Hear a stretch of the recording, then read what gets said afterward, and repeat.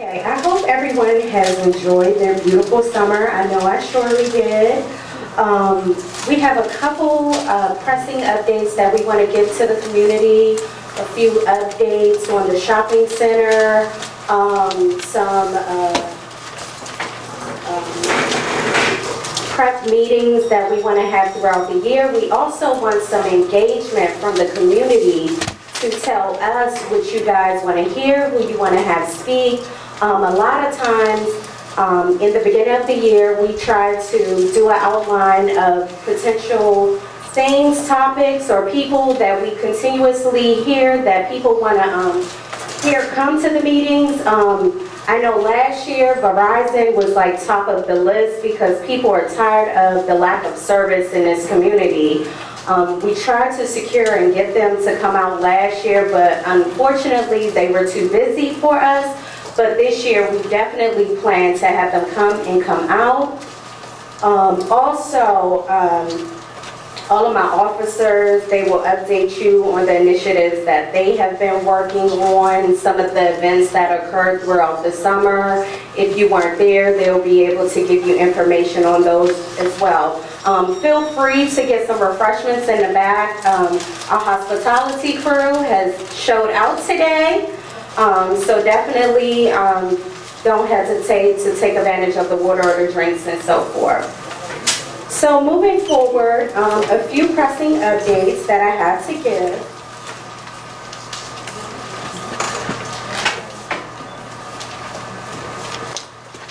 Sorry, we're having some technical issues because the Wi-Fi in here. Must be broken.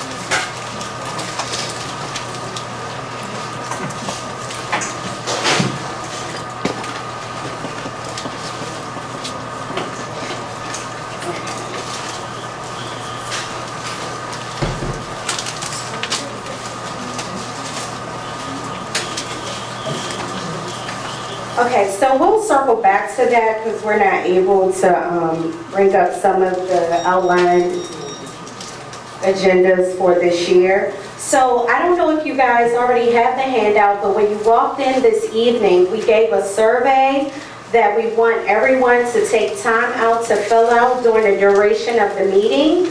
On that survey, you will see a series of questions. Yes. Oh, you didn't get one? No. Okay. Okay. Oh, I'm sorry.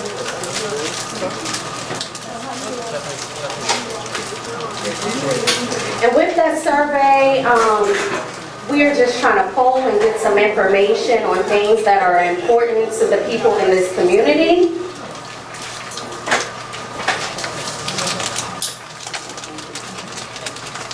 So for this year, this is just a draft outline of some of the guest speakers or potential topics that we want to go over this summer.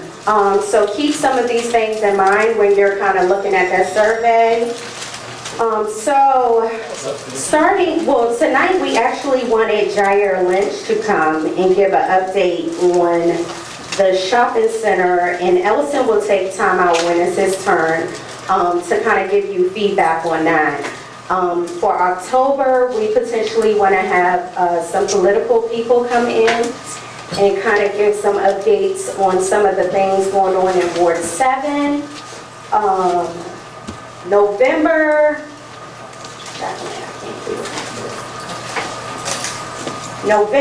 we're going to have a senior service roundtable.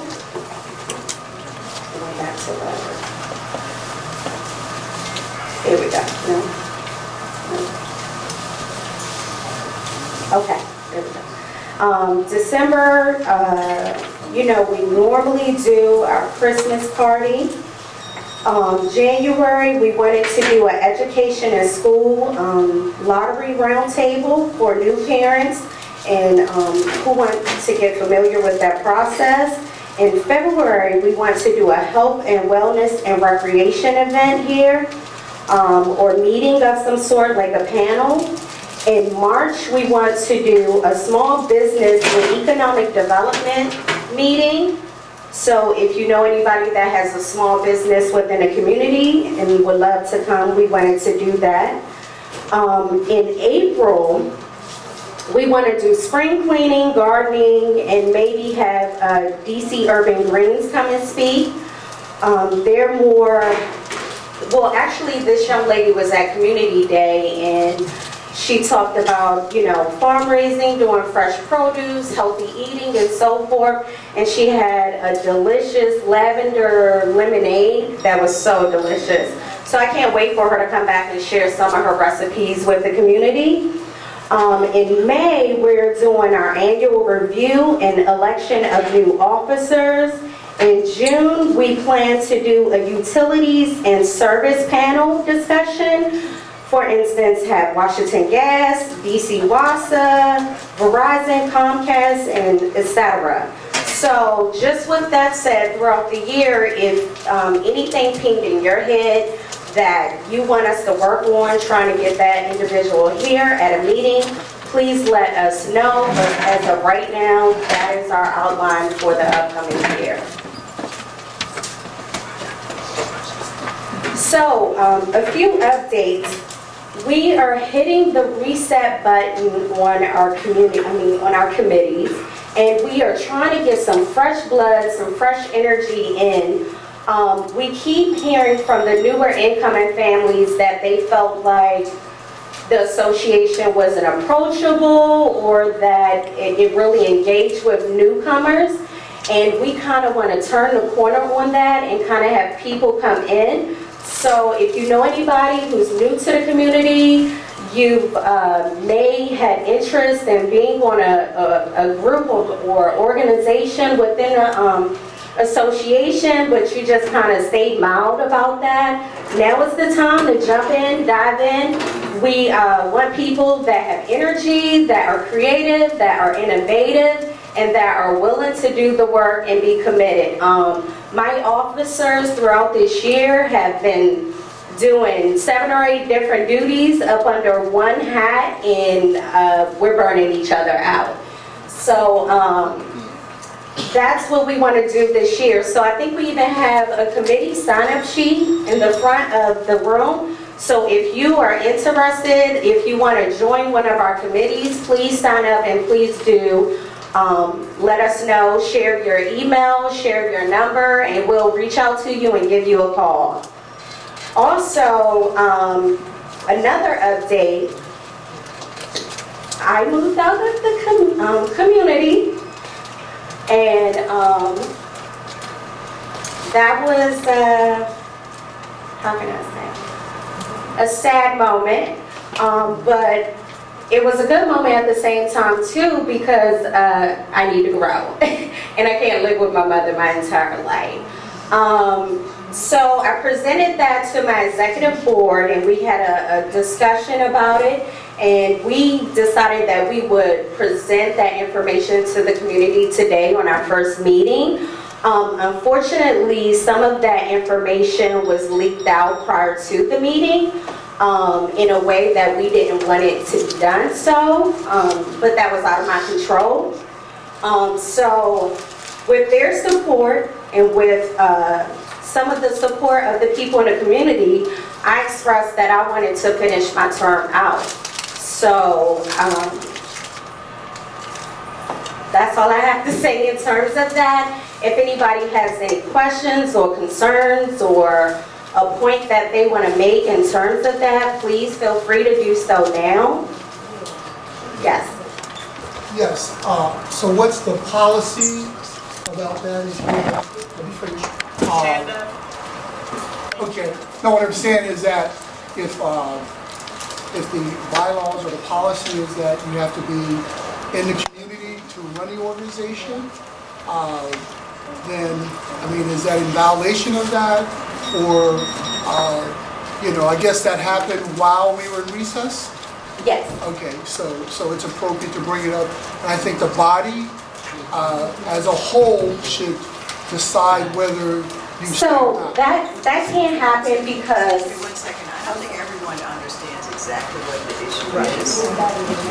Yeah, well, I don't think it's been on the record and everyone understands it. People are getting bits and pieces. oh, okay. Wait a minute, what part though? The email that came out or? What the issue that you're talking about. You started. Oh, I'm sorry. Okay, sorry. So, I guess what you want me to say, so the issue is, or what I'm presenting to you is that I moved out of the community. The issue with the board, or, well, not necessarily with the board, the bylaws are so old and outdated. And we actually are in the process of revamping the bylaws now with a pro bono law firm, that it really doesn't even speak to a situation of this caliber. There are things or committees that are in the old antiquated bylaws that don't even speak to the times now and today. So it's kind of a loophole in the sense that it doesn't even speak to a real life situation. But it does say that you have to live in the community.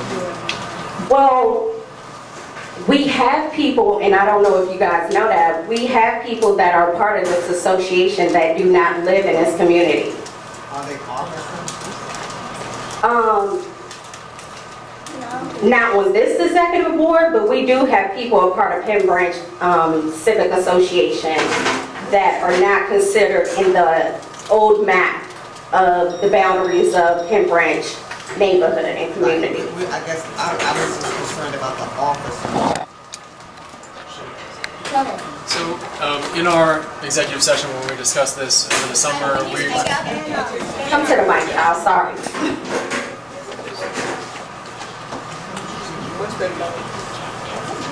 Evening, everybody. So what I was saying is that in our executive session this summer when we discussed this and we reviewed the current bylaws, we determined as a group that the current bylaws don't directly address this situation. They talk about someone's status in order to be a member in good standing, and in order to become an officer, you have to be a member in good standing. But if somebody were to move out of the community during their tenure, the bylaws don't specifically say what should happen. And so there's some space here, and that's why I think we discussed it as a board, decided to take a vote, and we thought that our recommendation to the general body should be that Shannon should serve out her term, we should serve out her term as a board, but we should also bring that to the community and ensure that we also have everyone's support. Being transparent that our current bylaws, which we're in the process of updating with the assistance of a law firm, don't specifically tell us what we would have to do in this instance. Does that help address the question? And I'm gonna say quickly, the duration of my lifespan that I have lived in this community, I have physically lived here longer than some of the people, some of the elders that are here. I have 30-something plus years in Penn Branch. So to say that just because you or anybody else have moved out of the community, you're no longer a part of this community, it's just kind of disrespectful in a sense. I kind of feel that we would close our doors to you and say you don't belong here just because you simply moved. For instance, last year we had a letter submitted to one of our officers on our board as a thank you for our 9/11 park. And that lady that I reached out to that now lives in New York had fond memories of living in this community. And I engaged with her from a standing point, you are still a part of this community. And essentially, when you think of a civic association, it is about community. And I don't know where or how or we've drawn this line of sorts that's not what we're focused on, the actual community part. That's disheartening. Some of the nasty things I've heard, or just even, this is an unpaid position for all of us. And the scope of the work and why we are even here to begin with is to engage with our community and do things on behalf of our community. And we have not lost sight of that. So that was my main thing in saying I wanted to finish out my term, is because I genuinely love this community. I breathe, eat it. It's in me. So. So the question before. Okay, thank you. So the question before the body is, do we accept the recommendation of the executive committee? That's the question. Right?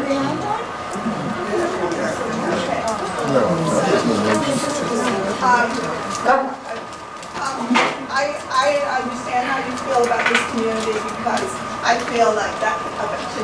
Can you say it? The bylaws we have are outdated, the bylaws we have, and they do call for the president to be a resident within the boundaries when elected, and I think that, you said when elected, I was here. I know you were, and I think it would naturally follow that if those are the conditions for being elected in good standing, when those conditions cease, that, you know, the eligibility would cease. And it's nothing to do with feeling a part of the larger community and being community at heart. It's really a matter of, you know, if we're going to have bylaws and operate as an organization with some kind of order, then we have to, you know, stick with it, because otherwise, and I know you're still nearby, we could move to Ward 4. So to say that, because we do a lot of things in conjunction with wards outside of this community, and you do often. And we even have people on our current map that do not live within those reigns of that community. So are we saying that with that current map and that current bylaws, that a lot of people that are a part of this organization cannot stand to be a part of it? Well, some people who have wanted to join, some people, I know that some people, this is very some people have joined the community, you know, especially people who wanted to run for office and everything. And they have become dues paying members and have attended, but they've never been voting members. And so that's kind of a category, that's a de facto category that's been created. And I guess when the bylaws are addressed, we can decide that people will belong to the community, even as the Penn branch, as a dues paying member, you know, and I'm sure we wouldn't give them a vote. I know we do allow, and the bylaws as they exist, our local businesses to become non-voting members because we want them to support us and feel connected and everything. But we're a very small community of 500 households, and it would be not a good precedent to sort of open up, you know, the officer's position and the voting membership outside our households, because we can be very easily overrun by our good friends from Hillcrest, for instance. And so I'm glad to see Hillcrest in the house tonight. But I just feel like the bylaws we have are what we have, and we should follow it. That's So that means she should step down?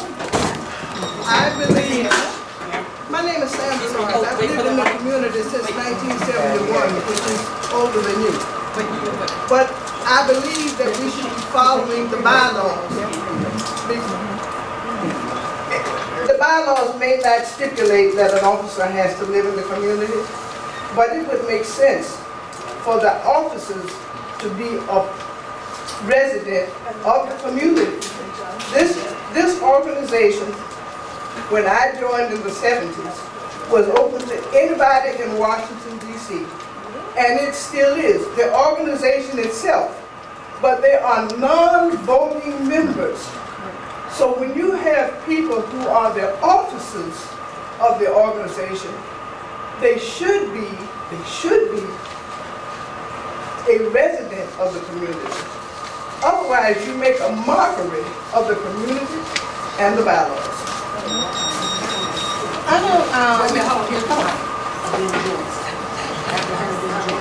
Well, you all can correct me if I'm not correct. The executive board brought this vote and they did vote. Yes. The executive board, according to Robert's rule, and maybe, where's the parliamentarian? She's not here. I don't think you need a vote from the body any further because the executive board has already sent that motion forward.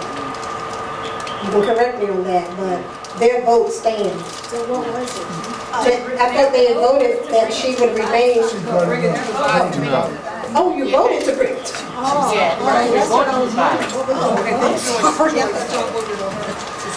Okay, I've been coming to Penn Branch. I selected to join this. I technically should belong to DuPont Park, but I have been coming to this meeting forever and ever.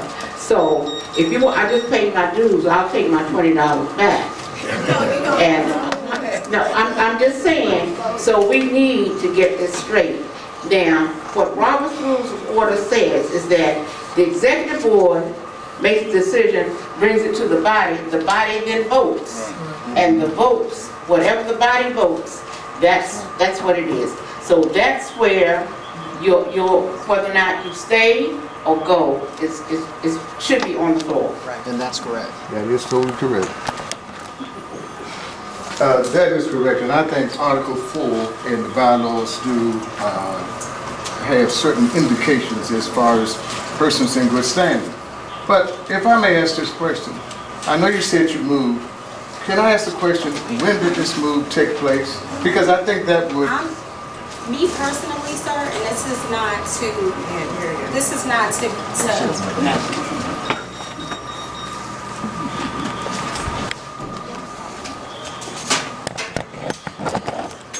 As I explained to my board, taking this position and coming into this role to serve this community was not an invitation into my personal life, with all due respect, in the sense that I don't know why, again, that those lines have gotten blurred where people felt that it's okay to be intrusive to officers' life to that extent. That's just my personal decision, that I feel like I don't want to stand here and divulge my entire life, in that sense, into the details. And I don't think any of my officers should have to do that as well.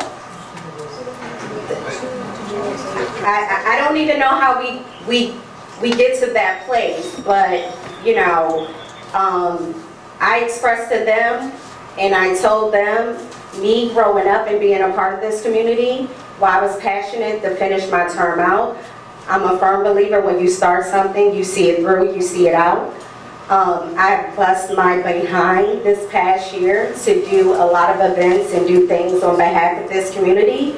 I've stayed up a lot of nights with my entire board. We have done a lot of work, and for somebody to tell me all that doesn't matter, that's not okay.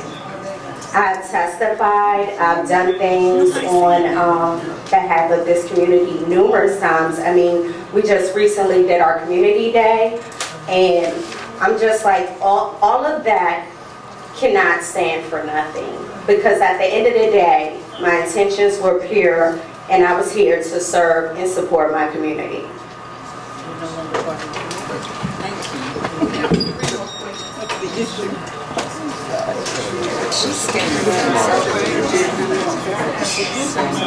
Stand up, woman. Hi everybody, I'm Megan. I live on Carpenter Street. I just wanted to pause quickly and take a moment to thank Shannon for all of her hard work. I cannot imagine that this is an easy conversation. And I think you are handling yourself with a real grace and poise. And I think that you have led a board that has prioritized inclusivity and action and generosity of spirit. And I am so grateful to be a part of a community that you have helped grow and develop and keep moving over the last however long it's been, I can't remember.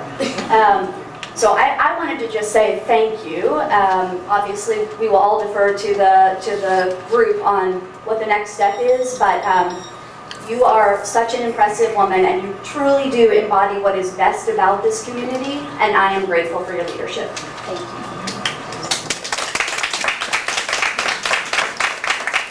I know we don't have the parliamentarian here tonight, is that correct?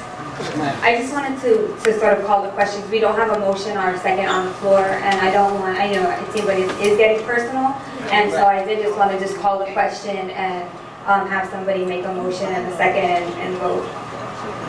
Well, let's finish questions first. No, we need a motion and a second and then we can go to discussion and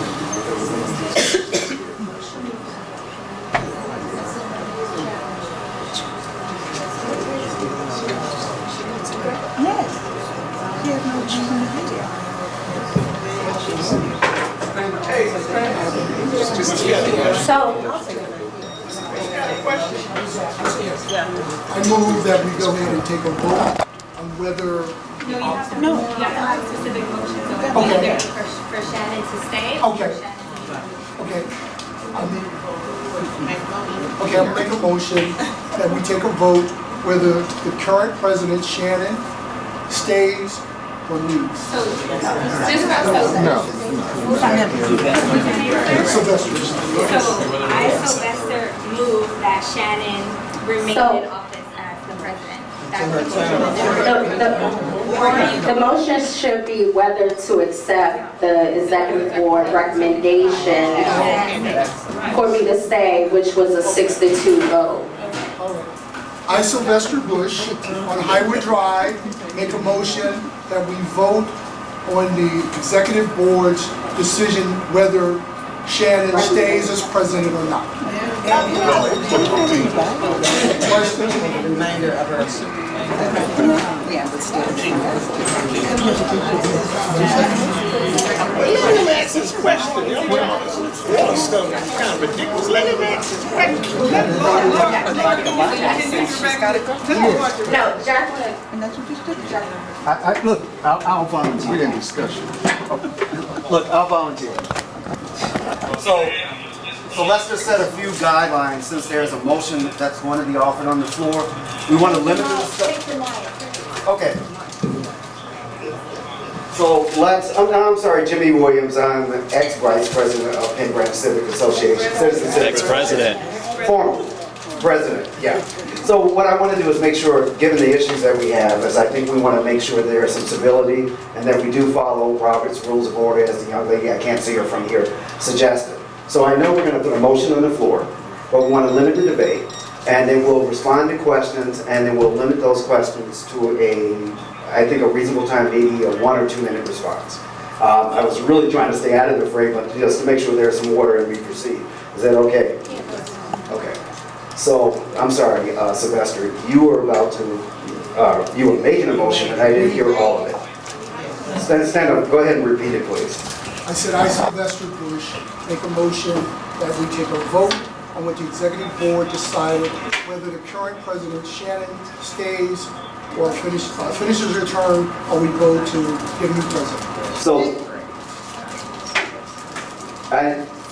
a second. So there's a motion on the floor to whether or not to vote to accept the executive board's recommendation whether the president, Shannon Thomas, remains in office. And there was completes her term in office. Listen, if we run along, We're going to do this in the civil way, and there's someone second to vote. Okay. And now we're going to open the floor for discussion. that's right. That's what we should do. Okay, and then discussion, we agreed that we'll limit it. So we're as a room, I hear a lot of talking, so the floor is now open. Discussion, please raise your hand. Okay. Okay, one moment. You've spoken, we're going to go in order. Mrs. Combs. Excuse me.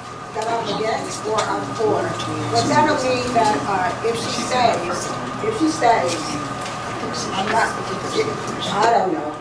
If she stays, that means that we'll have 2 Ward 8 presidents. One on Ward 8 and one here. One where, Ward 8, don't we have a president there? Don't they have their own civic organization?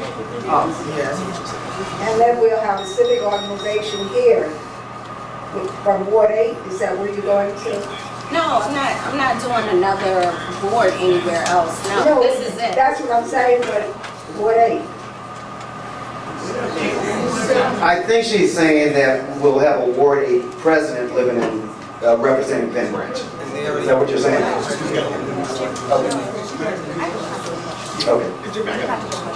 Okay. Okay, we'll start with him because I know you asked a question. I'm sorry. All right, my question is whether we really had enough discussion about what's going on. Apparently there's a lot of mess going on, and it needs to be cleared up before we move forward. The other $1 million question is, if you're leaving, why do you want to stay? That makes no sense to me. That's like Trump saying, I'm not leaving the White House. Well, sir, Okay. Okay, I'm sorry. Anyone else? Megan, you have a question? Can the board explain what the practical implications are of having a president finish out her term even though she's a resident of Ward 8? Like, practically, in effect, does it change your decision-making process as a board? Why do you want to stay? I think from a continuity standpoint, it allows the board members that are here tonight to maintain a certain level of spirit and cooperation with one another.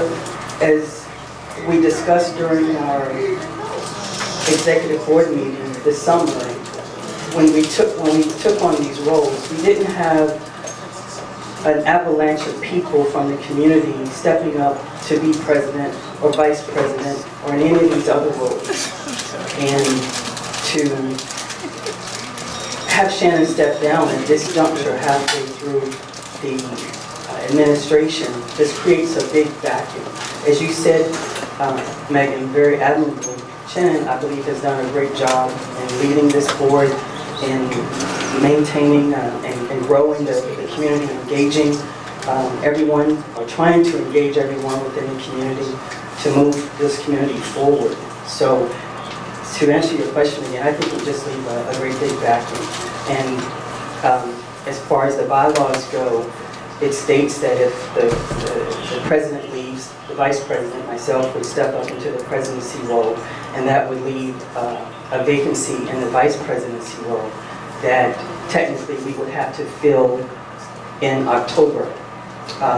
So again, we don't have the engagement within the community to want to be a part of the board, which I think goes back to Shannon's point earlier, and encouragement for the community to get involved. We can't do everything every day by ourselves. We need more support from the community to carry out these roles. So, and I think that was one of the reasons why the executive board voted to allow Shannon to stay in that position. Thanks. I see a question from the back, too. I'm going to go first to people who haven't asked questions, then I'll get to people who already spoke. Is there anyone else who hasn't asked a question? Okay, Laura, then that goes back to you. Okay, I'm sorry. I want to make sure. Hey, Mr. Washington. Hey, my name is Leonard Washington. If this young lady has been doing a magnificent job, whatever along her term, let her finish it out. Then you decide who your next president will be. If she leaves, who will step in her spot? I know that they move up. But then she may not want to move up. So who you going to have for president? If everything is going good now, why rock the boat? She's only had a few months to go before her term is out, so why not keep it? She's been doing a good job. Everybody just like the work she's doing here? Does anybody? She's doing a good job, so why don't you just keep her in office until everything's over, then get a new president? That's a simple way to do it, to get it over when you say all night long. Instead of doing the same thing, and the executive board they give you something to do, and you just keep arguing over it. None of you here want to be president, do you? I know I don't. I'll tell you right now. But if you want to step up and be president of this association, as long as I've been here, they've been fighting. The presidents we have had here have stayed in office more than 3 or 4 years, some 5. So they don't want to step up and do anything. So why don't we just keep us going until everything is over? Thank you.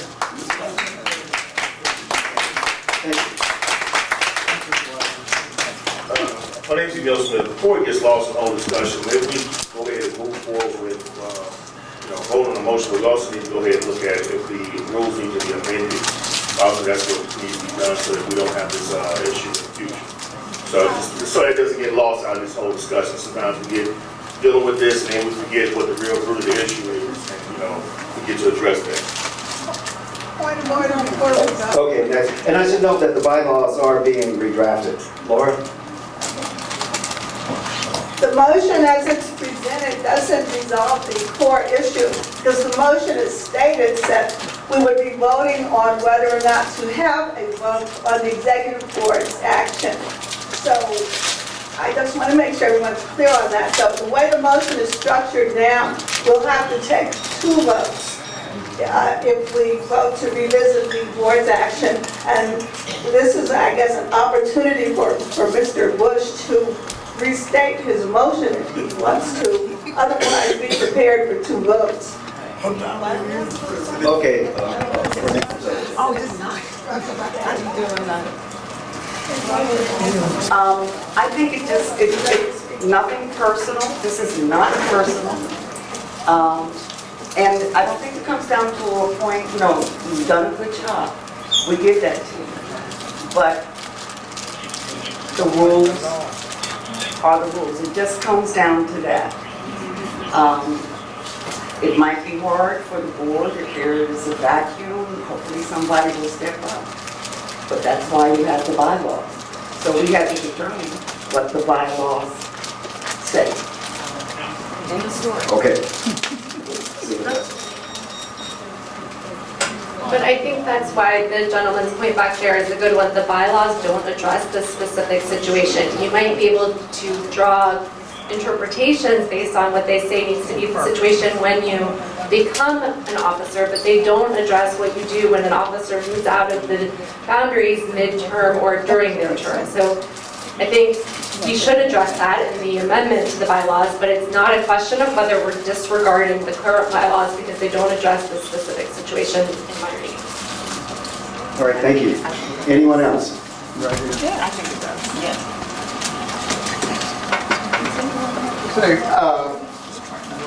This is not a personal matter, but this is just a matter of policy in itself. Now, I sit on the board, and I'm a chairman of the board at a university.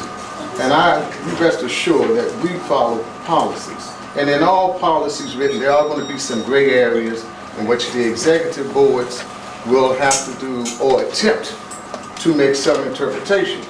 Now, it's only fair that everybody here understands as much as they can and be very transparent. See, it's one thing to say that I moved from the area 6 months ago, or I moved from the area a year ago. That makes a big difference, because if I moved from the area a year and a half ago and it's just surfacing now, it takes a totally different slant than a person saying, well, listen, I just moved a month ago or 2 months ago. And that was my reason for asking that question, so that we all can be very clear on where we are in the direction that we are going in. And I don't think anybody here has anything personal about it. It's just a matter of what policies we're going to follow, and we don't want everything being done for interpretation when something else comes up, and it will. We don't want to just look at the executive board to do everything, because we know to follow rules and regulations. The executive boards do things in the interim when we're not having meetings. Then the executive boards come back and report to the General Assembly that we have here things that gone on. And I would have hoped that the executive board's decision was based upon the type of questions that have been asked here and the type of questions that I'm asking right now. Right here, right here. Thank you. I know we're running out of time. It's 7:48. But I think this is a matter we do need to have a discussion.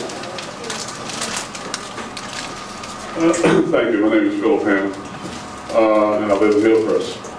I think the issue here tonight, I think we know that the bylaws are being amended.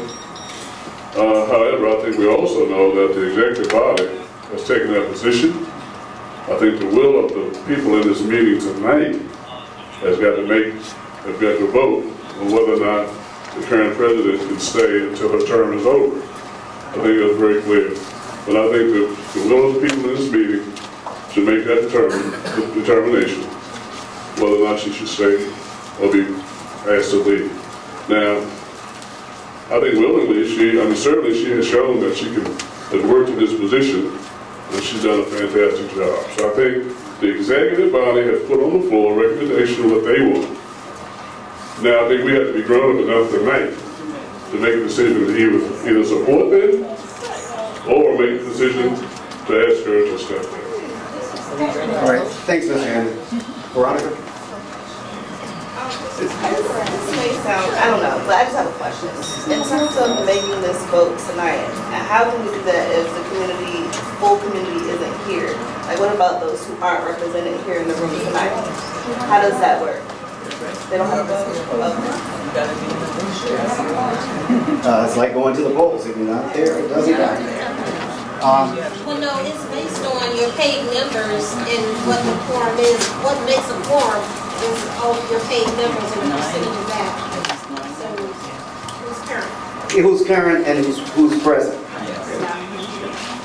Anybody else? Jimmy, what's the purpose of the vice president? Vice president steps up in the event that the president cannot continue to serve. Vice president serves in his place. We had that situation. What do we got a vice president for?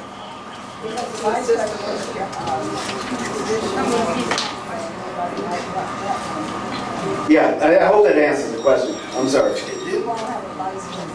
Yeah, vice president serves in the event that the president cannot continue to serve, and that's in Robert's Rules of Order. I want to address what Laura brought up, that the way the motion is on the floor now, we will wind up voting twice. And so I want to make sure that the motion that's on the floor is the correct motion for what it is that we need right now. And in my view, it's whether to accept the executive committee's decision or not. So I need some help on that, but I think we need to make sure that the motion on the floor is right. He didn't second. No one seconded it. Yeah, she seconded. So a second, so the motion stands correct. So my understanding that the motion on the floor is whether or not to accept the executive body's vote. And if you don't accept, then that's it. No, there's two. There were two votes on, the motion said, the motion is whether or not to have a vote on the executive board's commission. The motion should either be to accept, I move, and these, I'm speaking hypothetically, the motion should be either one, I move to accept the executive committee's decision or recommendation, or conversely, I move to reject the executive committee's recommendation, not to move to have a vote on whether or not. That leaves you exactly where you are. So that's why I suggested, and the other people said, perhaps Mr. Bush would like to reframe his motion. Well, I know you tried to prompt him to reframe his motion, but my interpretation is that on that motion, whether you accept it or not, if they reject the motion, then it's over. The president goes. That's the way. No. If in fact, sorry, Tracy's Yeah. fan down, I'm sorry. If in fact it's the way the neighbor said, If a friendly amendment is not done to restate his amendment where we take action to vote on the decision whether she stays or goes is different than to take a vote to vote on that. So it depends on how he did state it. And it was to vote on the executive board's decision to vote whether Shannon continues her term. No? Okay. Yeah, no, that's the way I interpret it, so that's one vote. Sylvester, you made the motion, I repeated the motion, nobody disagreed with the motion. So that's my understanding. So we want to keep this moving, so other than that, we'll be under 9. So my understanding is there's one vote. So somebody else. Sylvester, you made the motion, so. Yeah, you want I'm saying, I'm trying to provide clarity. So if there's confusion, then, and if it's, that'll be helpful also. If I can amend it, will she read? Yeah, thank you. Okay, we're gonna have the secretary reread the motion. So the motion as I captured it is that we are voting on whether or not to accept the executive board decision, the recommendation that Shannon should serve the remainder of her term through summer 2020. So it's whether or not to accept the executive board recommendation. So if it's rejected, if you don't agree with it, so if it's rejected, then we have to vote on whether we want her to stay, right? One moment. No, I don't think that's true, but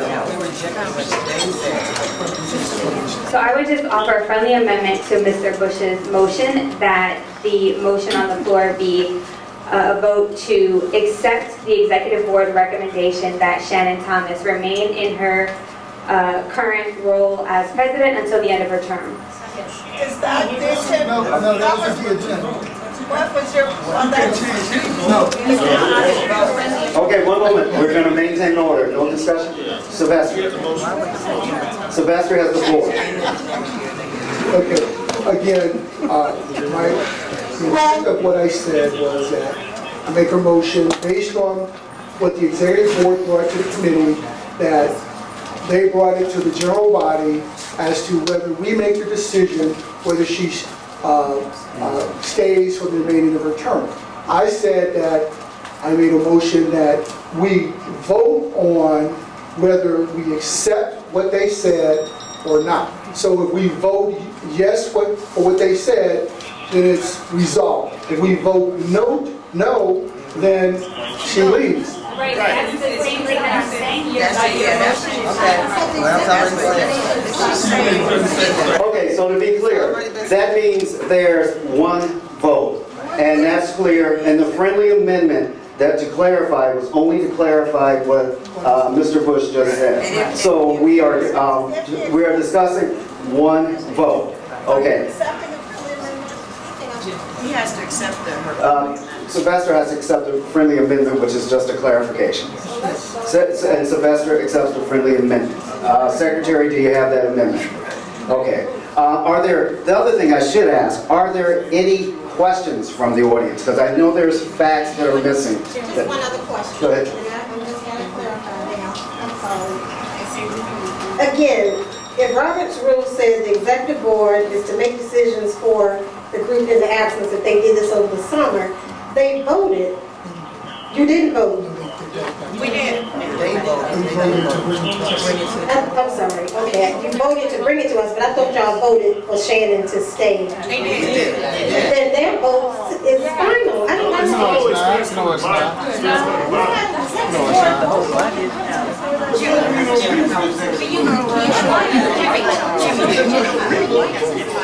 Yeah, well, my understanding, we have someone else that had their hands up. Who did? I'm sorry, now please identify yourself.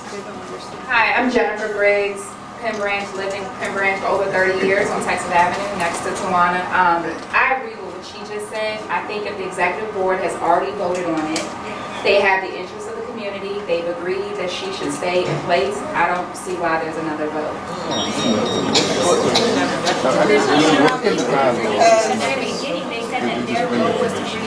Yes, because I don't think we have enough information. So, we're gonna haul it in a little bit because we have officers here that need to do a crime report, and again, we're getting away from the purpose of being here to begin with, which is to present and give information to the community. What occurred over the summer when we had our meeting, I presented all these details and some, and it got really personal. And the agreement was to allow it to occur in a safe space amongst ourselves. And the stipulation for me was to agree to come here today and kind of present my situation and allow me to have to render what you guys offered up today. That was the agreement within the board. So that was the final decision that was made that day. So we had a full-out discussion about it. They did a vote. The vote stood as me finishing out my term with the stipulation of presenting that situation to the community today at the first meeting. So that's how that, yeah. But present it and vote on it? Yes, yes. Because essentially, yes, we wanted to make that decision to just move forward as is, but we know with the Robert's Rules of Order, we had to present it to the community, and they were hoping, not even me, because I had to sit back and allow them to do the vote with all the officers that were in the room that day. They were hoping that you guys would be in support of them and what they're trying to accomplish this year. So I don't think we as a board was expecting this much conflict or debate, that we've literally been arguing about this for an hour. Does the executive board produce minutes from the executive committee meetings? Yes, we do. So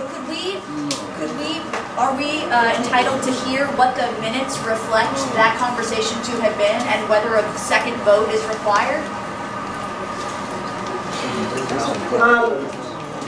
What, the vote, the actual amount of votes, or?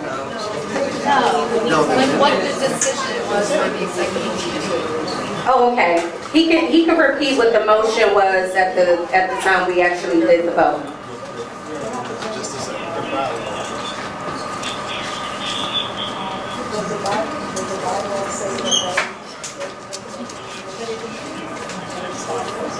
Okay, so we're going to let the officers come and do their crime report, because we just did not. Are we gonna vote? Yes. Yeah, but we're gonna. They're sitting here waiting, and they were at the top of the.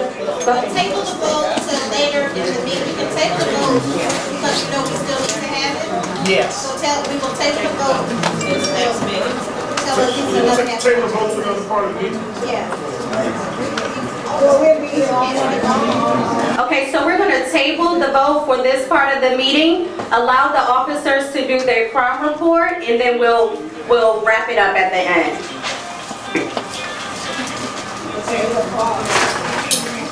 Good evening, everyone. Good evening. I'm scared. Okay, I know you have very important topics to discuss. Right now, we'll bring up Lieutenant Preston. She's the watch commander this evening. She has to get out on a carjacking, so I'm gonna let her go first. Okay, with some stats, some very important release data, just recently released. Good evening, everyone. Good evening. I'm Lieutenant Joy Preston. I was assigned to PSA 605 back at the end of June, beginning of July.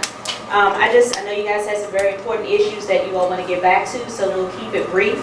I just wanted to give you all some information on a press release that you may have heard about on the news or in the media in reference to our stop data report.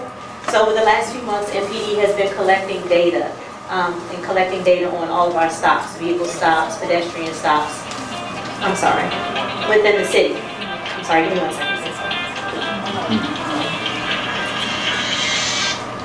Okay, I'm sorry. I have the watch commander duties this evening, so the phone has been ringing. But hold on a second. In accordance with the NEAR Act, the Metropolitan Police Department has made changes to our processes and our data collection systems to allow us to collect and gather more data in reference to stops. The transparency they felt was important so that we can be able to report this information back to the community, since that's been a huge topic of discussion as of late. With the information that we have collected over a 4-week time frame, I wanted to present the data that we've gathered thus far. So in the 4 weeks that we've been collecting data, MPD has collected data on approximately 11,600 police stops. For every 100 persons that have been stopped, 80 have received either a ticket or were arrested for a crime. Out of that 80, 60 received traffic tickets. The other 20 were arrested for crimes. And then the remaining 20 people that were stopped as part of investigations. 70% of the vehicles that were stopped for traffic violations were registered outside of the district. So that's residents of Maryland, Virginia, and also another trend that we're starting to see is DC residents that are registering their vehicles in the state of Virginia. Some of you have mentioned and have noticed that you may see vehicles parked in your neighborhoods that have Virginia license plates. the state of Virginia no longer requires that you're a Virginia resident to register the vehicle in the state of Virginia. So although you see vehicles parked in your neighborhoods with Virginia tags, when we run those tags, they come back to actual DC addresses. So 70% of the vehicles that we've stopped have been registered outside of the district. 86% of all the stops were resolved without a protective pat-down or any type of pre-arrest search, and 3 out of every 4 were resolved in 15 minutes or less. As a result of those 11,600 stops, MPD has seized 136 guns as a result of these stops. Obviously, as you all are aware, guns is a huge issue that we're having within the city. And to that end, we have our gun recovery units that are working out here in the street, as well as 60 officers of patrol that are making significant gun arrests. Our gun recovery unit has recovered a total of 415 guns this year so far and have made 303 arrests for gun-related charges. In the 6th district alone, 6D Patrol, not counting our gun recovery unit, has recovered a total of 142 guns so far this year. In comparison to the same time last year, there were 125. So we're on trend. We've already surpassed that number, and as we're continuing at the rate that we're going, that'll only continue to increase. With us doing these stops, we also have implemented our traffic unit. One of the big concerns that we hear over in this community is traffic complaints. People coming in and violating the do not enters and the one-way traffic signs. As a result of that, we've heard your concerns and we've started to deploy our traffic units in areas of concern based on the complaints that we've received from you all within the community. To date, our traffic unit has issued over 11,700 tickets, totaling over $1 million in fines. That's just the tip of the iceberg, because at the end of the day, we have a small traffic unit, and this is just from that very small unit deployed strategically based on where we've gotten areas of complaints. So I just wanted to make sure that you all have been provided with that data. The information on our stop, more detailed information is provided on MPD's website, and if you like, I can provide the information where you can get the stop traffic report. Now, the data that we've collected thus far is going to be given to an outside firm for further evaluation, and once that data has been compiled and collected and analyzed, then that'll be publicized to you all as well. Yes, ma'am. I think when I saw that, it was that 70% were black, and I think the concern was that there were majority of African Americans being stopped, and when you don't have, I don't know what the racial makeup is anymore, but the majority was African American. That's what the big complaint was, and that's what brought it forward. The other thing is, does DC require that you live in the district and register your vehicles in the district? You have to have DC license now. If you're going to register your vehicle in DC, you have to have a DC address. However, if you are, the state of Virginia does not require that you have a Virginia address to register in Virginia. So we can't enforce what Virginia is going to do. We can only control what's being registered in the district. But you live in the district, correct. Your house is in the district, yes, and your car should be in the district. It should be, but we can't control whether or not the state of Virginia is going to allow outside jurisdictions to register in their state. Yes, When I first came here, as a student or in the military, you had like either 30 to 90 days if you had a DC residence to roll your tags over and your license. So is that still in effect? So we still have the regulations in reference to reciprocity. Now, this isn't in reference to people parking in the neighborhoods for more than 30 days. This is just traffic stop data. So the point of it is that the cars that we're stopping for traffic violations have tags from outside of the District of Columbia. I just wanted to add the caveat that although they have tags outside of the District of Columbia, it doesn't mean that they are not DC residents. So you can have Virginia tags, live in the district, and park in your driveway. If your car's parked on private property, then we can't really do anything about that. For a certain length of time. 30 days on a public street. If it's on private property, we don't have jurisdiction over you parking on your private property. Yes, ma'am. Yes, sir. Yeah, in regards to that, I think they changed that, or it got better after, during Wynn's administration, the DMV was so bad before that. When things changed up, because I had my car registered for the longest in Virginia, I lived in DC, and they did some law or whatever, they did a lot of sweeps to make people push to get their DC driver's license and tags, everything had to match, as well as they improved the services at DMV. One of the concerns I have is about what you say about the NEAR Act. Yes, sir. Information, like the lady said, 70% of the stops were of African Americans. And that's what's concerning and alarming, I think, for a lot of us, especially a lot of people throughout Ward 7. It's been like, police terrorism in some parts of the ward. As far as just, the stops, the excessive stops, the followings. And, I understand there's a whole gun removal thing, but there's too many studies in the data that shows that a lot of drug use that goes on doesn't actually take place in the black community. It happens in the white community. But those communities, we know they can go scot-free. They can smoke a joint, smoke crack, whatever, and they don't have to worry about police stopping them. Well, in reference to the police stops that we're conducting in the 6th district, the commander is strategically deploying those units in areas that we've gotten concerns from the community. So we've gotten complaints. We've compiled that information when we come to community meetings like yours, and we hear when we have complaints of different areas where there's specific traffic concerns. So our traffic units are deployed specifically in the areas as related to us from you all, from the community members. So that's why we're setting up and having our units deployed to conduct traffic enforcement in those areas. But so they're being stopped on traffic stops, or are these just for probable cause? Because sometimes police will pull you over for probable cause for anything. Well, if it's a traffic stop, you have to have probable cause for the stop. You can't just randomly stop someone without having probable cause for the stop. The discretion for that is so wide ranging. And that's why we're taking this data and have it evaluated by an outside entity.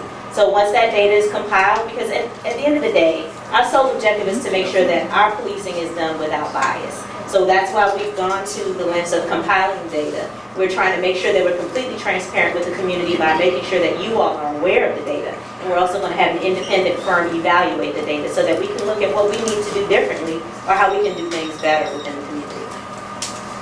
Yes, ma'am. Now, usually, if there are 2 or more males in a car driving, the police will stop them once. The white policemen will stop them and search them and stop and search. Some of them might have their hands in their pocket. They have to take it out and whatnot. We have to train our kids, our grandkids at home, what to do in case you're stopped in a police car, by the police.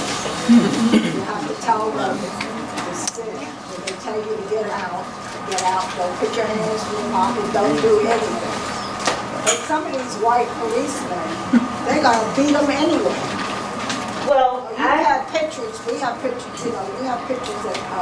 someone has taken, wearing, the vest, the driver has been beaten and everything. In DC? Oh, yeah. Okay. All over. Because a lot of what we're discussing are things that are happening. It's happening nationwide. There are issues with policing nationwide. But I will say that in the District of Columbia, because I've been a DC resident, 6D resident, born and raised, my whole life. I don't live in the district anymore, but I work here, I police here, and this is the community that I was raised in. So I can speak directly to policing and how it affected our community in the 90s, the late 80s, early 2000s. A lot of the things that we're seeing in the media, as a member of this Metropolitan Police Department, I can honestly say they happen, but they're not happening necessarily here as much and as violently as you're seeing in other areas. We have taken the lens of having the Office of Police Complaints, which is an outside DC government entity that handles all police-related complaints. That way we've taken the possibility of police bias out of the equation. We have a system of checks and balances in place here in the district. So yes, we're seeing things that are happening in the media, and I'll be the first to admit, a lot of the stuff you see, it isn't right. I don't stand behind it, I don't support it, but I will say that here in DC, the Metropolitan Police Department is taking steps to make sure that we are headed in the right direction. I can't speak to what's happening in the Midwest, I can't speak to what's happening in areas south, but I know here in DC, we're taking the necessary steps to make sure, number one, that we have a system of checks and balances in place, that we have a system that our complaints can be investigated without bias by an outside entity not composed of MPD members, and we take those complaints and everything seriously. So I just want to make sure that you all are aware that we do have that in place. Any other questions? Yes. Yes, sir. How you doing? My name's Terrence Clements. I live on the 32 block of L Street. I actually have a car that I believe is probably stolen. That's been on my block for about 2 weeks. And I've called, or I put in a complaint to DC 311. Called. Seems like someone put a sticker on there that'll be towed. Okay. But it's been there for about 2 weeks, and that's happened before. Okay, so the vehicle has been ticketed. You said? Yes. There are tickets? Well, there's a sticker on there for towing. I don't know if there's a ticket on it. All right, I mean, that's an issue that can be addressed with DPW, and Sergeant Daniels will take that information down for you. Yeah, I can show you the pictures. Anything else? I still say our black, Yes, our black children are not being treated right. Black girls are not Well, as far as that's concerned, you all are aware that we are all outfitted with body-worn cameras that we all wear. Everything is recorded. From the officers When they do a stop, up to the white everything shirts. is recorded. When they turn them on. Okay. When No, they they're turning turn them on, when they turn- because they have certain they're ways. turning. Everything is recorded. Not everything. When we make a stop, everything is recorded. Are you only talking You about are traffic? a policeman, so you. Traffic stops and pedestrian stops as well. Yes, ma'am. Is there anything else before I turn it over to Senior Officer Miracle to give you all crime statistics? Thank you. Thank you. Thank you, Lieutenant.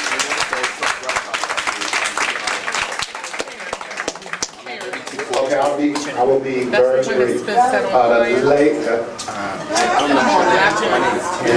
Be nice, be nice. Okay. See you outside. The crime stats for the last 30 days in patrol service area 605. We had 0 homicides, 0 sex abuse cases. We had 2 robberies excluding gun. We had 0 robberies with a gun. We had 1 assault with dangerous weapon excluding gun. We had 1 assault with dangerous weapon gun for a total of 4 violent crimes. This time last year, we had 8.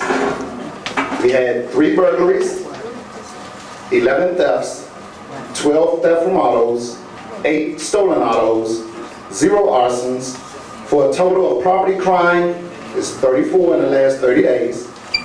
Last year we were at 27. And for total crimes, we were at 38. A year ago to date, we had 35. So that's for the last 30 days. Okay? Yes, ma'am. Okay, so I live on Highwood Drive in 3300 block. So earlier in the spring, we had an incident, and I read the paper on all the crime reports on Thursday, and I never saw that. And there were police everywhere. Somebody stole a car, and they were all in everybody's yard.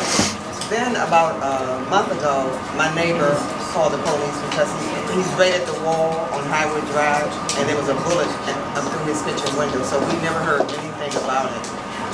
And so I'm just wondering how, maybe, I don't know, we would have loved to know what happened, especially with the bullet through the investigation. That was about a month ago. That was at the 3200 block, right there at the wall. Okay, if whomever that happened to needs to do a follow-up with the detective's office, or our crime scene office with that. So I can't speak on it because I don't have any first-hand knowledge of it, but you all must follow up. So that when the police show up at places and investigate things, is it always going to be in the paper, the crime area? No, it's not everything, no. But if something happened in your community, pretty much all the major stuff I will know about, so you all can ask me, okay? And I will give you that information. Okay, so did you know about what happened or not? So I will have that information for you. If it happens in your community, get in touch with me, I can get the information for you. Of course, you're not going to be able to get that information usually that same day, right, but by the next day. I'm pretty much be aware of it. Well, Lieutenant Preston or Sergeant Daniel, one of us will give you the information. Okay. Yes, ma'am?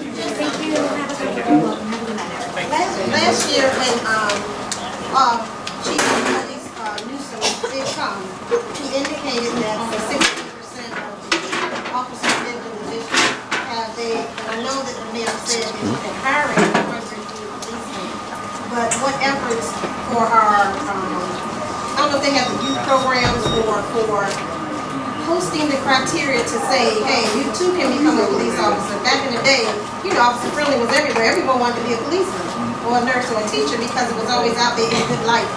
But I have concerns that what we will see is still a bunch of policemen not knowing their community. They're from outside of the community and don't know how the district runs.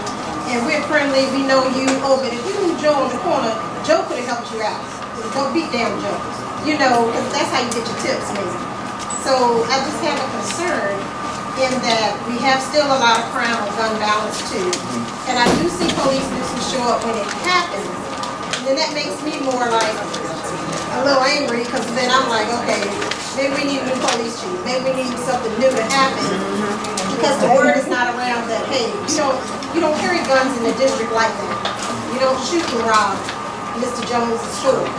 You know, you look out for that mailman, but it's not resonating.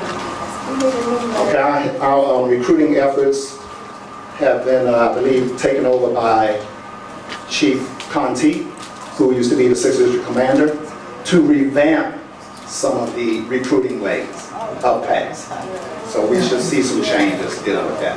Okay, and we do have the cadet program up and running with the, I believe the age group is from 16 to 23 or 24 years old. Okay, so that is up and running.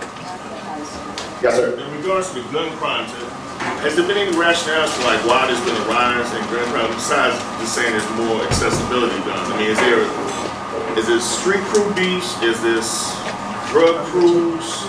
Like, it's a little of everything, and it's mainly our young adults can handle their differences without resorting to the gun. That's what we mainly are seeing.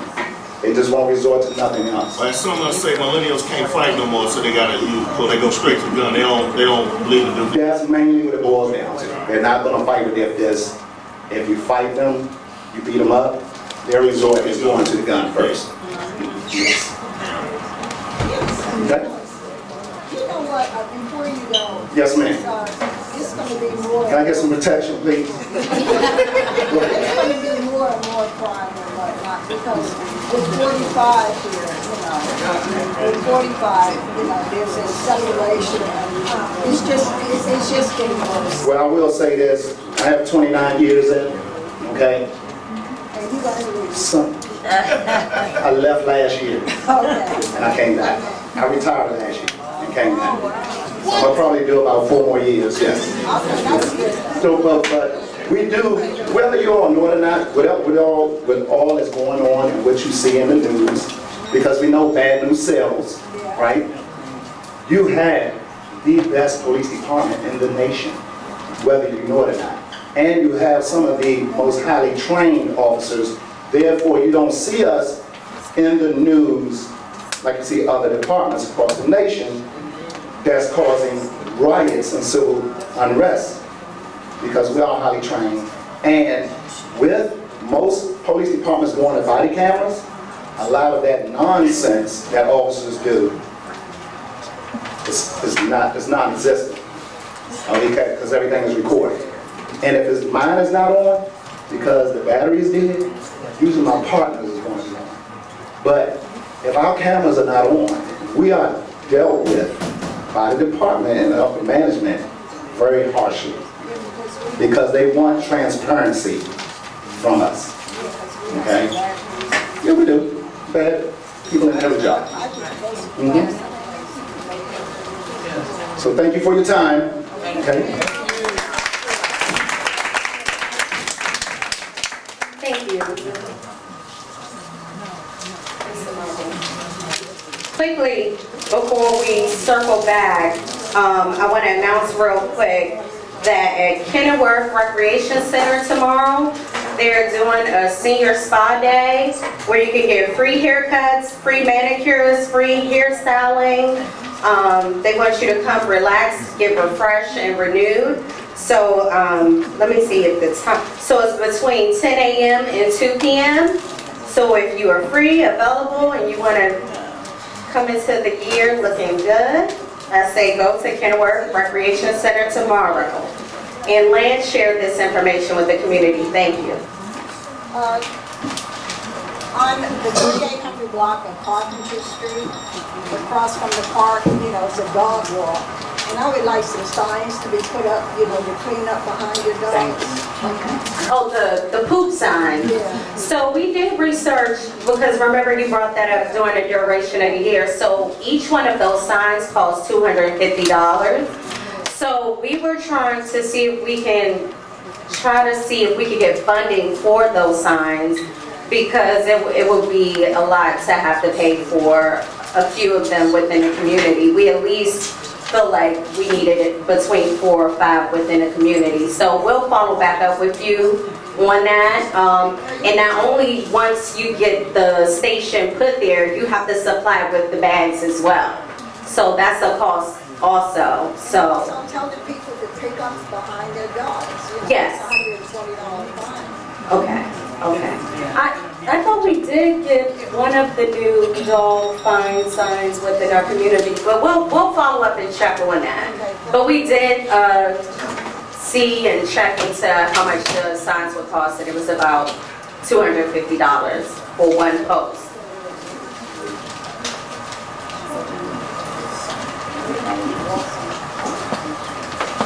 Any other questions on this issue? So I guess we go back to the issue at hand. Just because we had a lot of discussion, we want to finish up. It's 8:24, so we want to put a 10-minute cap on any more discussion, if that's fine with the audience. So we can open up for a vote, but let's remind people by having the secretary again read what the motion that's on the floor. So if I recall correctly, the question was, during the summer executive board session, what was the motion that the executive board voted on? Is that correct? That's the question, okay. So what I have in the minutes is that the proposed motion was that the board support Shannon finishing out the administration in her term and share with the general body its recommendation. So notably, that's not saying that the board was deciding that the general body should take a vote on that recommendation. The board was just saying that we're voting on whether or not to report back its decision to the general body. That motion passed 6-2, and so what the board voted to do was what we've done today, which is report back to the community that there was this recommendation. Now, what the general body wishes to do from there is a separate matter, but it was not specifically decided in the executive board session that there would be, of necessity, a general body vote.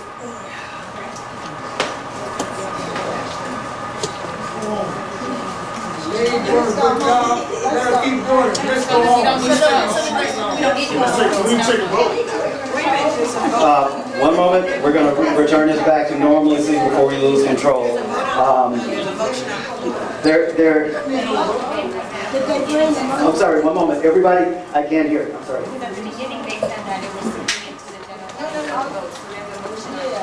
Okay, so just to be clear, and this is my interpretation, I agree. So there is a motion on the floor to bring it through to a general body.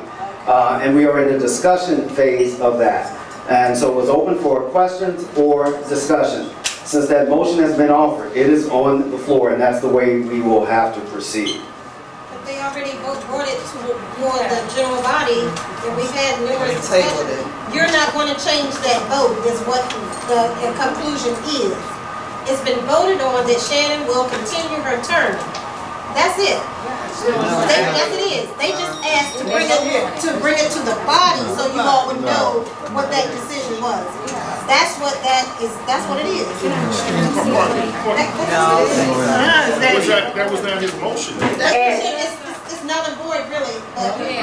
Formality. So, and this is kind of what we were fearful of, that too many hands in a pot, that it would just create even more confusion.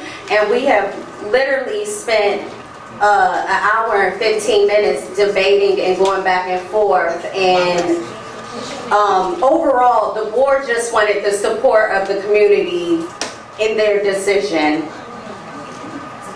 to continue to do our jobs and finish out our term. Question. Point of order. And when it comes down to it, honestly, we would have to abide by paid members. And, you know, so that's a whole other phase in it within itself. There are some individuals who are sitting here today that are not paid up on their dues. So that just adds another layer of complication. So that's why we just didn't want to make it like a chaotic situation. We just wanted to present the situation and move forward. Sylvester. One moment. I'm saying to all fairness and transparency, I think if you had come in, said what you said, like a gentleman asked the information, as opposed to getting defensive, presented the facts, then the motion never would have been on the floor. Because in legal terms, I'm not a lawyer, I'll defer to Mrs. Richards, but they talk about standing. Okay, you don't have standing. So I wouldn't have had standing to make the motion if you had come up and said, this is what we decided, and that's it. So, I mean, I want to be all fair to everybody and to that point. So if that's what they said, okay, does somebody disagree with me on that? No. Okay. You do, Ms. Richards? If you do? As a matter of like Robert's rules, actions of the executive committee are always subject to ratification or rejection by the body. I mean, we can do it or not. Let's just be, if we're going to be governed by Robert's rules, let's just do it. I mean, so we can ratify it or not, and that's what was presented to us. Okay, you know, we have one more conversation with you.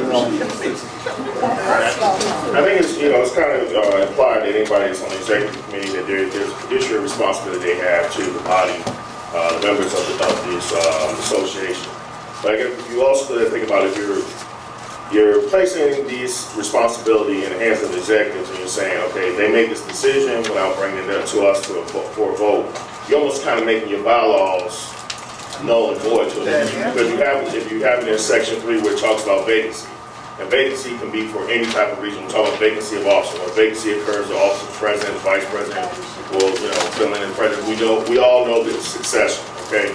So when you just say that the executive board can go ahead and make this decision and now bring it to the body, you pretty much throw your rules and regulations out the window. You know, what I'm saying is you're going to have that slippery slope happen. So members need to just be mindful about that.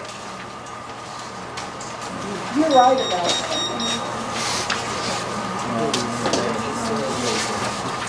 But still is on the floor. Okay, so the motion is still on the floor. I think one thing that is missing, you know, I don't think anyone has heard anything. I know Shannon has spoken, but I don't think anybody has heard from the board about the role. And if the board doesn't want to speak, then I think we should move next. I'm sorry, I can't hear. I believe, Jimmy, I believe If you raise your hand if you have a question, then I can. I believe the board has already spoken. Right, but if anyone had questions, is what I said. I think we're clear. Okay. Okay. So. Call for the question. Okay, you can call the question. So, I think at this point.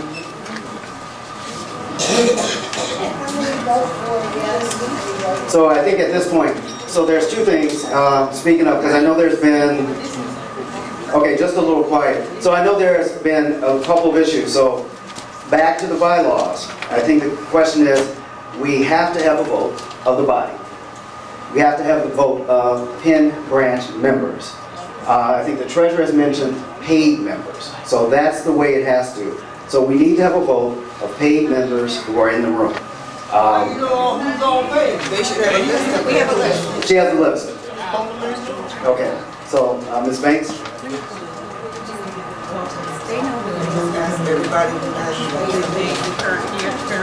Current paid members, I'm sorry. If you're a current paid member, if you believe you are, can you raise your hand? For the new year.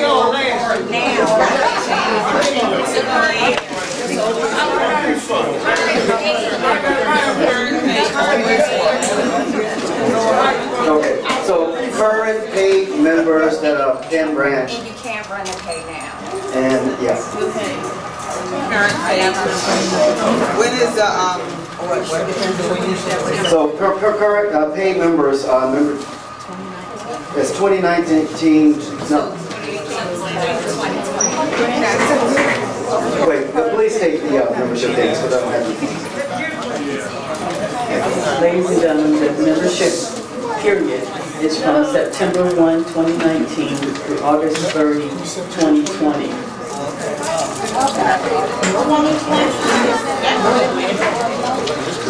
Say that again? The membership year is from September 1st, 2019 through August 30, 2020. Members may have paid, but it could have been for last year. We have a list of those paid members from 2019 to 2020. So we have a membership card that says good through September 30th, 2019. Membership card. Yeah, that's what I have too. And I'm saying, It should be September 1st. Yeah, but it says it's The good membership through, year is from September that's right, 1st. but that doesn't preclude you from being a member now, and like in October 1st, if you haven't paid, then you're not a paying dues member. So this card says September 30th, 2019. that's what mine says and my question is, if we got so few paid members here, why are we listening to all this other input from everybody else? I mean, what's the point of that? And again, to your point, sir, that's why we wanted to refrain from it being an open floor discussion, because we knew that we would have a few ad hoc people that would just show tonight and not be actual paid members of this association. And when it comes down to it, and you can't pay today, and have a valid vote, we just knew that that would be a potential issue, so. But we listened to their input, I mean. But this is a democratic process. I think today, when I'm saying that. But can we just ask the non-members to leave so the vote can go on? How could you do that? And again, this, for me in this administration, we didn't want it to get down to the ugly and it be a us versus them thing. Again, the overall sentiment of why we're here is to be community and to engage as community. And that's why the executive board wanted to present their recommendation, and they were hoping to have the support of the community. Oh, yeah, just in the future though, when the executive board brings something just for knowledge for the, if they write it in the minutes and it says, and the secretary is reading, it does just, that's all she does is read it. We're not asking for your approval, you just brought it to the body, we just let y'all know what we did, and all she had to do was read it. We don't even need to be voting now and trying to determine who is paid and who's not. It's gonna be exercise of futility. Yes, John. Oh, I don't think she's finished her point. Oh, but we were losing people, so they wanted to table that discussion for another meeting. We didn't want people to leave. And again, in the vote and in our agreement, I was supposed to come up here and present it to the community. That was a part of the stipulation. If I finished on my term, good or bad, whatever, indifferent, I had to present this to the community to give transparency. I have a suggestion. I suggest that we table this to the next meeting. And give people a chance to know that we're going to be voting on it at the next meeting, because I, for one, had no idea when I came here tonight that we were going to be voting on this. I didn't really know any of the details or particulars about the issue at hand. I had not looked at the bylaws. You know, I just put my check in to pay my dues now because I didn't know when the, when the year comes up. I just think that this issue is too important to take a vote on it now. I think the rest of the community. So Joe, sorry, I don't mean to cut you off. We're not doing a vote. We're not doing a vote. And part of the issue is we didn't want to spend a lot of time on this. Again, we're getting away from the purpose of why we're even here to begin with. And we've literally spent our entire meeting debating this. I second her motion. I think that's a good motion you made. We need to table this thing until everybody gets a chance to digest it, discuss it with their neighbors and stuff, and then come back and make a decision. Plus, furthermore. But sir, that may even complicate the situation even more. The more hands we put in the pot, the worse this situation is. Well, I hate to tell you this, but community meetings and democracy is complicated. It's part of the process. Well, no, I understand that, but we're not here to debate and argue with one another. We're here to engage and to share important information with the community, to show up, to work hard, to do the jobs that we set out to do on behalf of the community. We're not here to bicker or fight with one another, and that's what we're spending the duration of this meeting doing. We're getting away from the idea and the sentiment of being community. The bylaws are unclear. I think at this point it really should be put to a vote, and it should be done at the next meeting. I agree. And everybody should get made aware of issues so that people can come prepared. Dues paying members who are in good standing can come prepared to vote. The issue that the fact that the executive board already made a recommendation, made a decision, which was A, to support Shannon remaining as president for the duration of her term, which is next May, but B, to share it with the community, means that in effect, the decision has been made, regardless of whether people have called the vote. Right. This is what we have to do. And a friendly amendment is to ask that the motion that Mr. Bush made be null and void. You have to have something in your documentation to say that that motion does not carry, or that motion is not right. It's not supposed to be. It should have never been. So what I like to do is defer to Mrs. Richards, is the fact, because she knows more about the bylaws than me, as to whether. Well, again, we're looking at bylaws that are dated from 2009. They're current. Don't go there, okay? No, I'm talking about as far as the language. Let me out. Let's look at the bylaws to see what the executive board did, is that do they have to come back and report to the general body? So if that's the case, then that makes their decision null and void.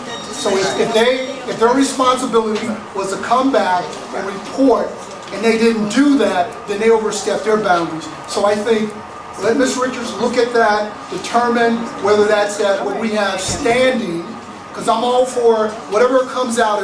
If we have Sir, standing. she's not the keeper of the bylaws. No, but so. I would think that I have favorite order and we have a problem. And we actually have an outside law firm that we're working with now. If you guys want us to invite them to come and chime in, that we're currently working with now to revise the bylaws. Maybe we can turn it over to Parliament. Hey, Shannon, just let me say this. If anybody takes time to read the book. Point of order. If anybody takes time to just read the bylaws, you will come across it, I believe it's section 5 when it deals with the executive committee, top of the page, and executive committees make recommendations. That's what they do. Their things are not found. They make recommendations. And I further suggest that what we need to do is get a working definition of paid members versus non-paid members, then we're all on the same page. And further, then maybe we take. Well, we have our standing list here tonight, so does see, somebody there was know some that discussion, but there was some discussion about what the card said up through September, whatever, versus something else. So we just need a working definition of what is paid. In the distribution of the cards, there there was given explanation as to calendar year of being current with your membership. And the calendar year starts September 1 through August 30th. Now, that explanation was given just now, correct? No, it's given when you're giving your cards, and we've stated it several times. We could pull the meetings, minutes from previous meetings stating the calendar year of your membership. See, that's what I mean. See, that's trying to avoid that issue. My card says September 30th. The bylaws say you have until October 1st to pay your dues for the next fiscal year. So I think that if you have paid for last year, even though you haven't paid yet for next year, you are still a paying member. So the bylaws say you have until October 1st to pay your dues for the next fiscal year.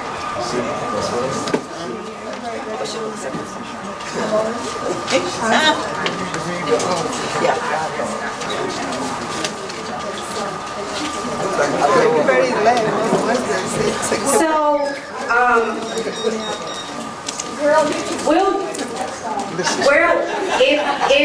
if it is stated that term members want to stay and take a vote now, we'll do the vote now. We have potential guest speakers for the next upcoming meetings, and we don't want to continuously push that back because we're debating this issue going forward.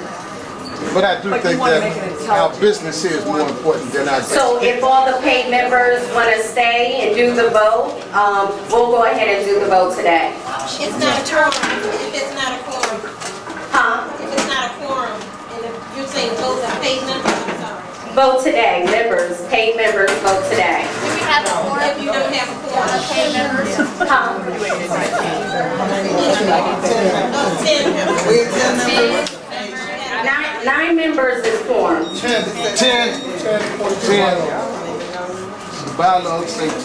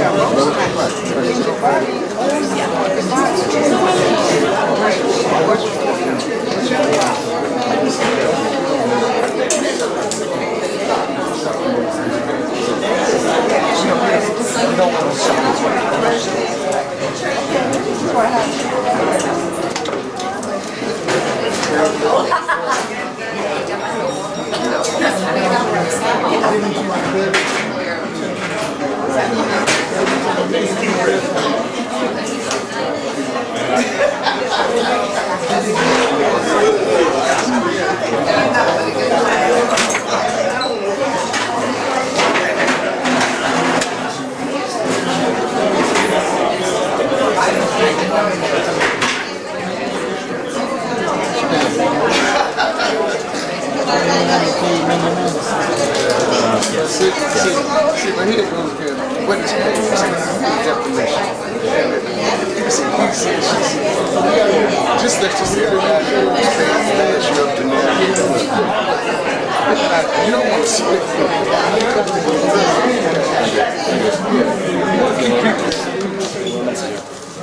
and people will probably live to whatever. But you can't rush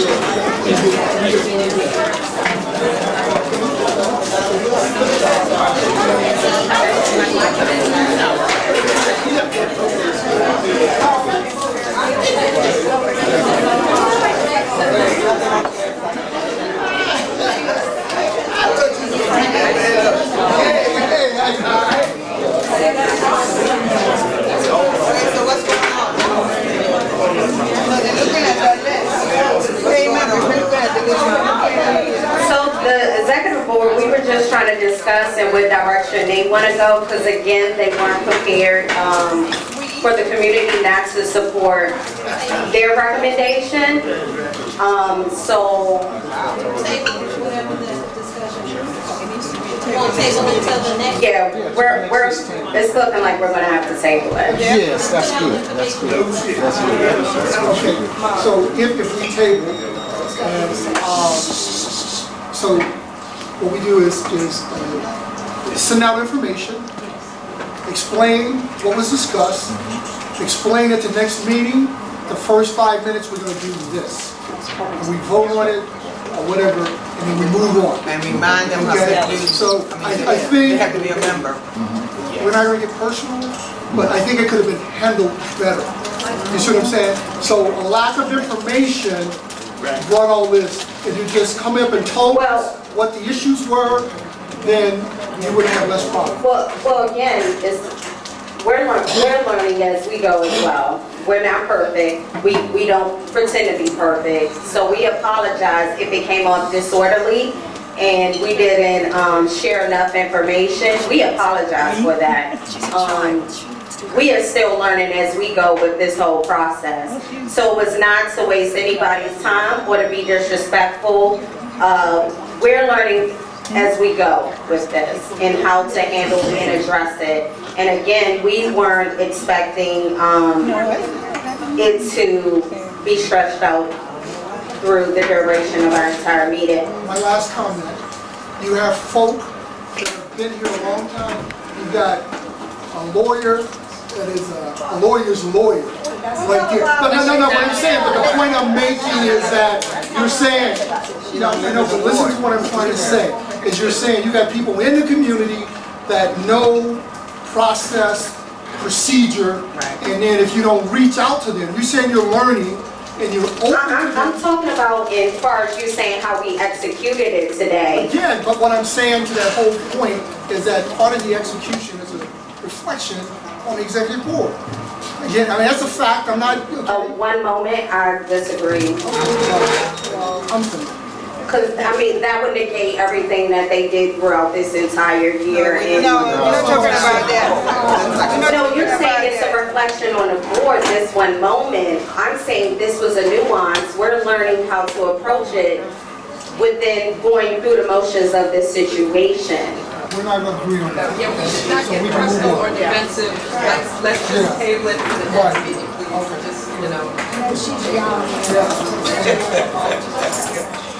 Just, So folks, what we're going to do, as suggested, this will be tabled. Sufficient notice will be provided to the community, and then a date, time, and details as well as explanations. I think right now we'll continue going on, and again, the purpose of this is to empower Penn Branch. So at this given point, as has been suggested by Joan, I believe, that we'll table it. I'll officially turn it back over to the president, who will adjourn the meeting. Can we be specific about what's going to happen at the next meeting? I think that's just what I said. Okay, no, I just want to make sure. Okay. So, Can I suggest something? Because I think at the next meeting, I think this would dominate the next meeting. I would suggest maybe we need an alternative date just for this. Because I don't think you're gonna come to a conclusion at the next meeting, because people who weren't here, you're gonna get, I'm gonna call them interlopers that are gonna come in and start throwing their opinion out. That's gonna prolong it. For the people who were here, who read the email, then a lot of other questions would be answered. I say we do a separate meeting, if everybody is amenable to a separate meeting with, to talk about this and do the vote then versus doing it on the regular Tuesday, the second Tuesday meeting. For that reason. A special meeting, yes, a special meeting. Can you get the room again?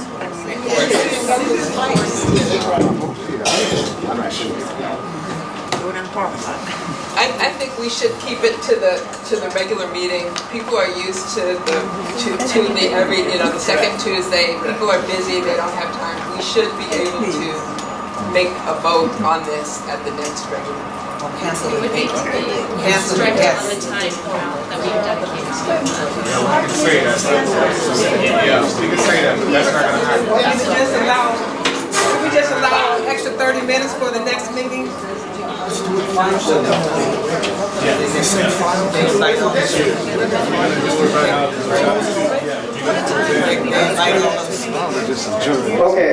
Okay, we're gonna wrap this up. So again, we will do this, and we confirm it will occur at the next meeting.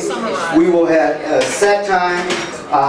We will limit the discussion. We will provide the facts, but there will be a set time for the meeting. We also have a tentative guest who was already accepted for this meeting, and my understanding that's the mayor that was supposed to come to this meeting. So we're going to have to bide our time.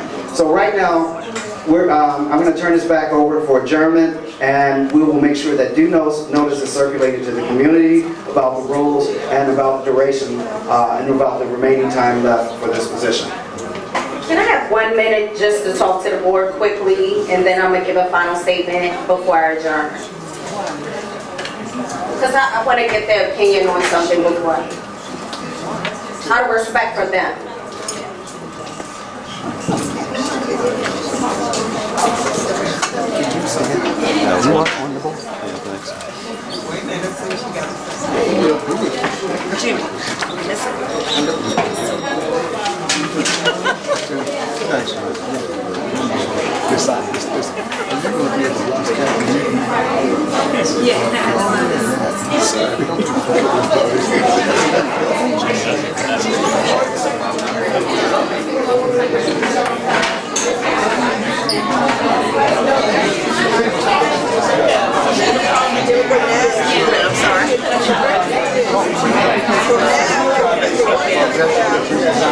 Yeah.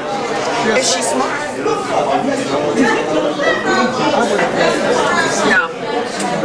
Well, she's incapable of separating herself. You know, just she can't do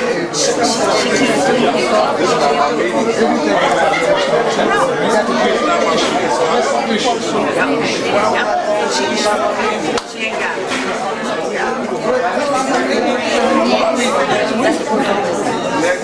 Well, that's what we were.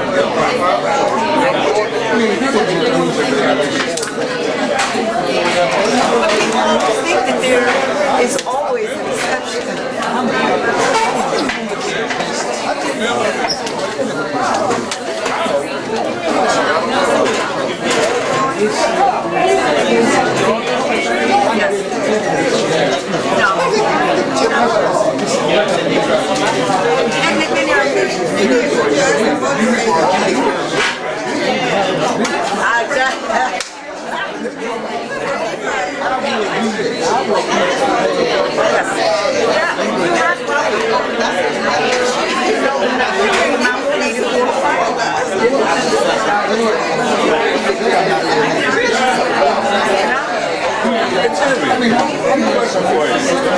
So if you are not on these boundaries, can you still get...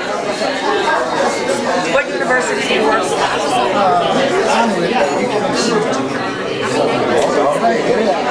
What songs with the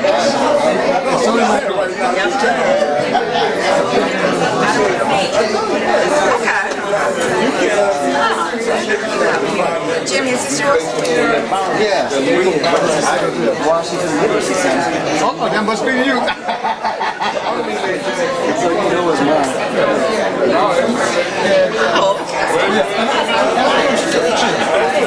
So, hey, I have another question. Being a good constitutional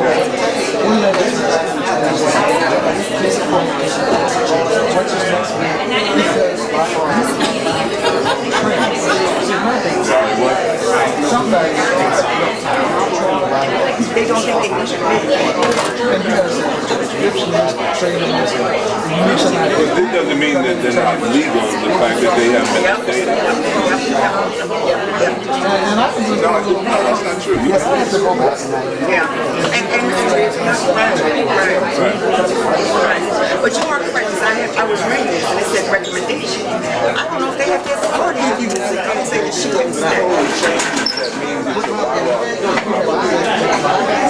Because what the law says, I just said our attorney that I see emails, and I'm prior to they were paying this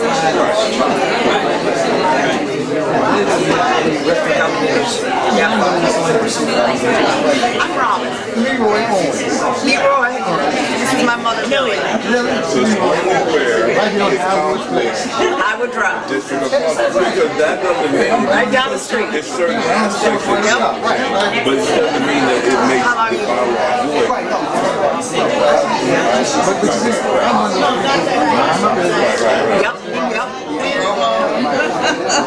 Because I didn't know, when she started talking about all this melee and first, I was like, I am not privy to it. I'm here just to talk about The issue that the biggest issue is that first, and I don't care.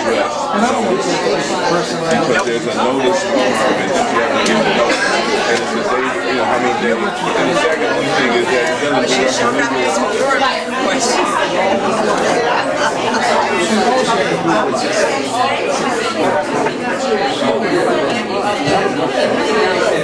I know, I understood you.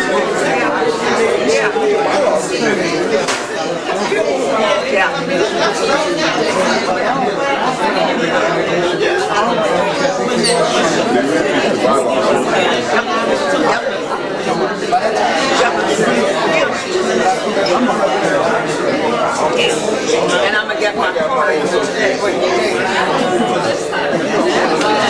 There was no way that there would be votes today that I couldn't vote today, because I did when I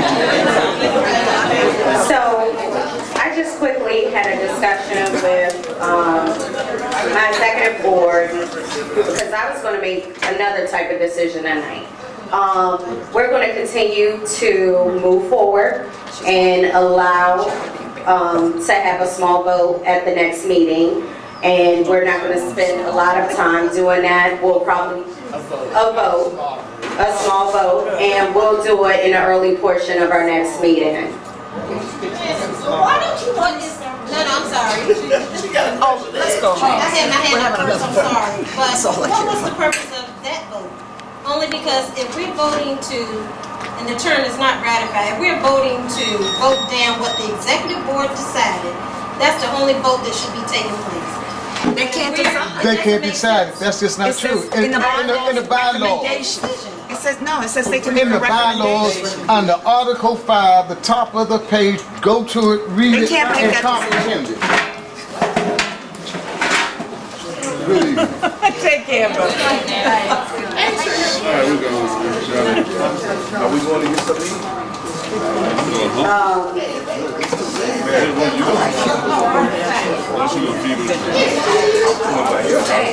It looks like you moving. Where are you going?